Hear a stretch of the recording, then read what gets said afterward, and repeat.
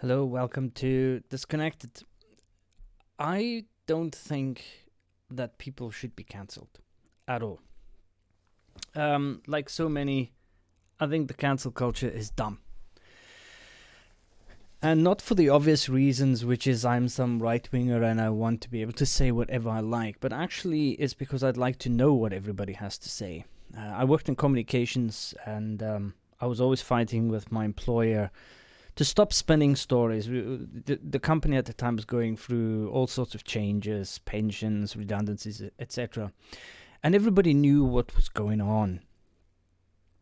And so every time we had to communicate something, there was this certain things we shouldn't be saying and certain things we should try and put into a positive and all this kind of bullshit, this typical spinning of the truth, the manipulation of the truth. You're not really lying, but you're far from telling the truth kind of thing. And what I always said to them was like, just tell them how it is, man. They're going to find out anyway. They're just going to think you're an absolute dick for not being honest and open, because the truth will come out regardless. So, you're just embarrassing yourself all the time, and you're creating huge mistrust. If you tell folks straight up that what's going on, bad or good, it doesn't matter, then at least they have the trust in you that you'll tell them the truth. They can still think that you're acting like a dick, but at least they can trust what you're saying, or they at least they can build some sort of trust with you. Now, how does this relate to the cancel culture? Well, in my opinion, cancel culture is dangerous because nobody should be shut up. Doesn't matter what idiotic things they have to say. Doesn't matter how offensive their rhetoric is, or their beliefs are. Because usually, remember, most of the people that talk awful stuff on the internet are really just like trying to get clicks anyway. I mean, they probably don't even believe it. Fair enough, it's still harmful, it's still awful. But I'd rather know the enemy, and I know what they're thinking of. The way I always said in the past, in my role was, for example, they were wanting all the employees not to be allowed to be on social media, or if they were on social media, they were not allowed to say anything on social media about their employer or their employment. And I said, no, why? Let them do what they want. I mean, they have private lives. The work is part of their life. And if you treat them well, why would they say anything wrong? But more importantly, before social media, or without social media, these people will talk amongst each other and say awful things about their employer and about their bosses, etc. And you won't know. You won't know what the problems are. You won't know if there's something that is true that you can fix, or things that you don't care about, or whatever. But if they post something, then at least you know what the game is, right? You at least know what's going on. To me, it's the same thing with with the cancel culture. This idea that you cancel folk. If somebody says something, that promotes hate or something like that, there are decent rules that we have for it. So personally, I don't think anybody should be cancelled, no matter how awful they are, because I'd rather know who is awful and what they think than not knowing, and it's all done in the dark. Anyway, back to old Madam Fiona. To me, this is a massive lost opportunity. So the way I understand this, so let's go to the article actually. So I'm just gonna take it off the BBC. I read another article and it pretty much says the same. So I'm assuming that the facts are all kind of roughly the same. Fiona Bruce to step back from Refuge.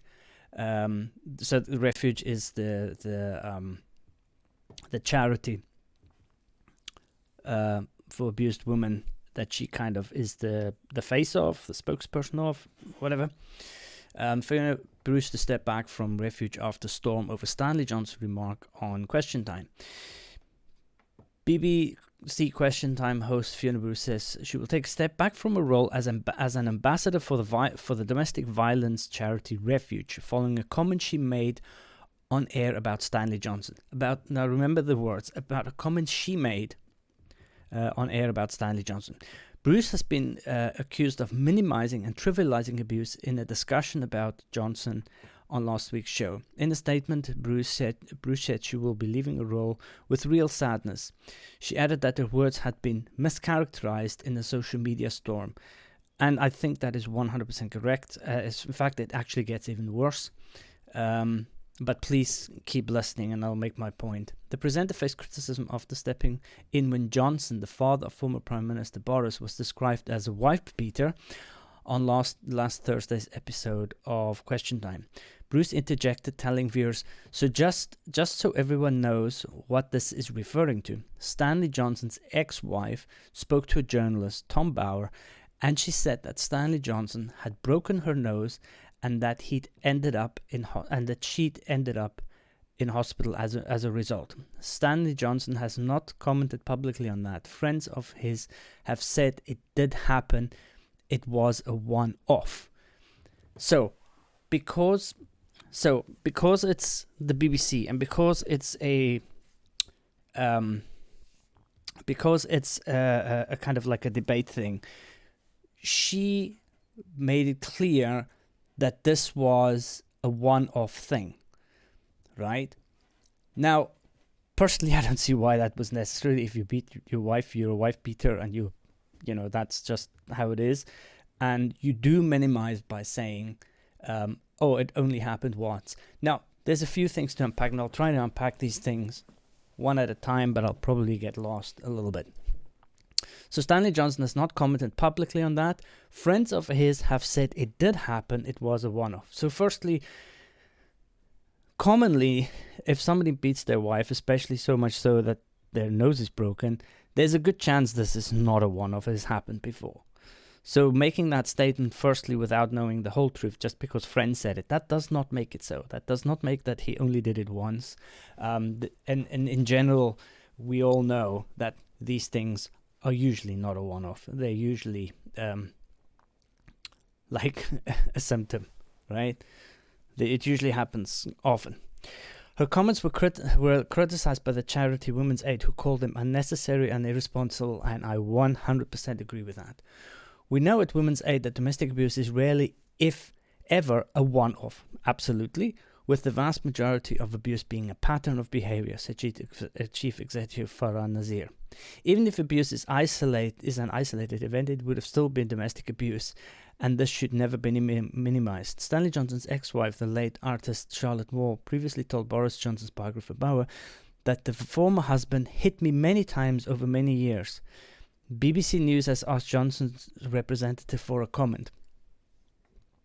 Okay, so as far as I understand it, now let's see if there's any pictures of Fiona Bruce when they have earpieces in, and they always have producers and stuff bitching in their ear, right? So what is to say that while she is in the middle of trying to mediate all this stuff, that suddenly when this arose, that she suddenly was told, oh, please make sure that you tell people that it only happened once. So what I'm getting at is, like, Fiona Bruce said this, but she probably doesn't even think this. And it was probably something that she can't take back because it was blurted out maybe after some sort of instruction from her producers through her ear monitor. She has obviously apologized and said this is not what she believes and that she will never want to minimize it, etc. Which I don't think anybody would not believe her when she says that. If she's an advocate for Refuge, putting her time and effort into that, I doubt it. So what I'm getting at here is Fiona Bruce isn't the one who should be cancelled. It is the BBC and whoever was in her ear that should be cancelled.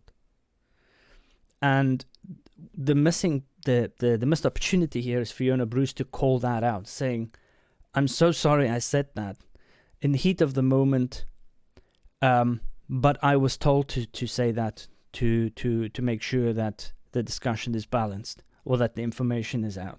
Fair enough, it's wrong information and all that. But it would have been the perfect opportunity to actually show the kind of journalism that exists within the BBC currently. Announcing her decision on Monday, Bruce said, "Last time on Question Time, I was required to legally contextualize a question about Stanley Johnson." This is what I'm getting at. So I'm glad this article includes this. Announcing her decision on Monday, Bruce said, "Last week on Question Time, I was required to legally contextualize a question about Stanley Johnson. Those words have been taken as an expression of my own opinions, which they are absolutely not, and as a minimizing of domestic abuse, which I would never do. I've been passionate advocate and campaigner for all survivors of domestic abuse." So they're throwing her under the bus when they were the ones telling her to do that.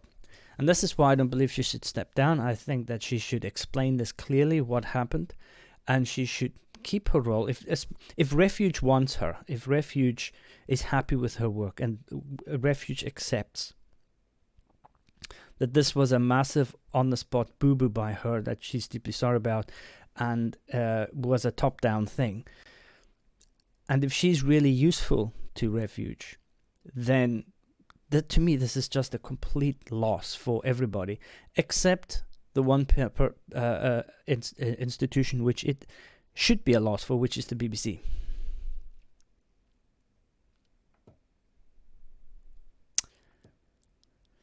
So this is from Refuge. "Over the weekend, we have been listening to and heard survivors of domestic abuse who have told us how devastating this has been for them.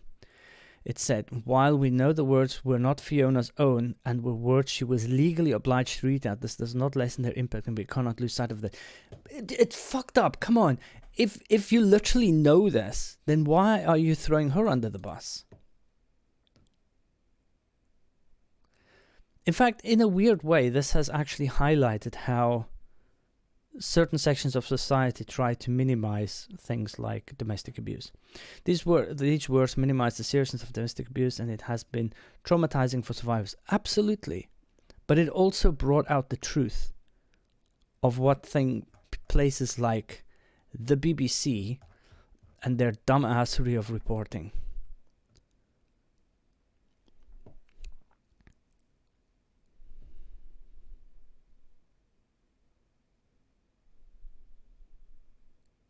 So anyway, I'm a bit startled. I think they should throw the BBC under the bus. Obviously, she holds some responsibility, and I'm happy to accept that. And I think she's learned a very hard lesson, which is also a good thing. Anyway, let me know what you think below. I think this is a travesty. I think the blame should go straight to the BBC, and the way that they